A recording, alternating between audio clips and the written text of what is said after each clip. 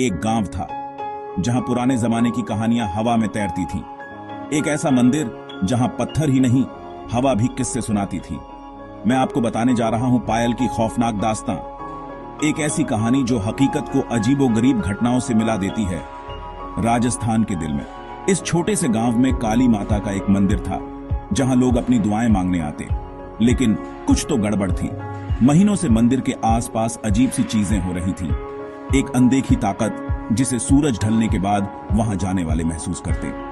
गांव में रामलाल नाम का एक किसान रहता था, अपनी बीवी और 2 बच्चों के साथ। एक सर्द डरावनी रात को उसकी बेटी पायल बुरी तरह बीमार पड़ गई। वो बुखार में तड़प रही थी और उसकी आवाज नहीं थी, वो अजीब सी भाषा बोल रही थी।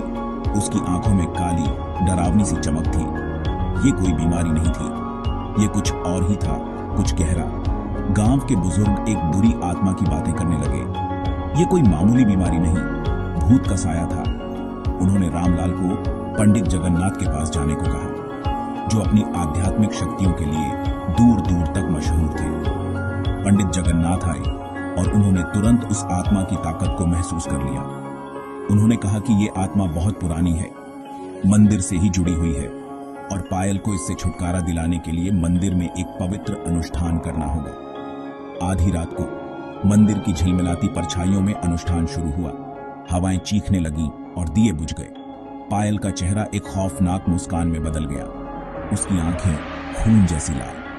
पंडित जगन्नाथ ने शक्तिशाली मंत्रों का जाप करना शुरू किया, काली माता को बुलाया। जैसे जैसे उनके मंत्र तेज होते गए, आत्मा कमजोर होती गई और एक गगनभेदी आवाज के साथ पायल बेहोश हो गई। जब वो होश में आई तो उसकी आंखें साफ थीं, उसकी आवाज फिर से उसकी थी।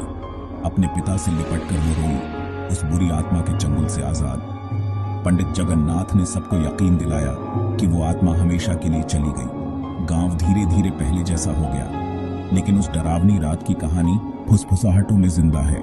आज भी जब लोग मंदिर के पास से गुजरते हैं तो उस रात की यादें उन्हें कंपा देती हैं। एक ऐसी रात जिसने एक मामूली सी कहानी को उन लोगों के लिए एक खौफनाक हकीकत में बदल दिया जिन्होंने उसे देखा था।